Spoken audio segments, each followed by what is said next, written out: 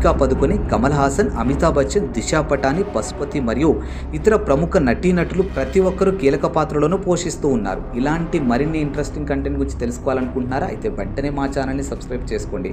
Like చేయండి, share చేయండి, comment చేయండి అండ్ పక్కనే ఉన్నటువంటి బెల్ ఐకాన్ని క్లిక్ చేయడం మాత్రం అస్సలు మర్చిపోవద్దు.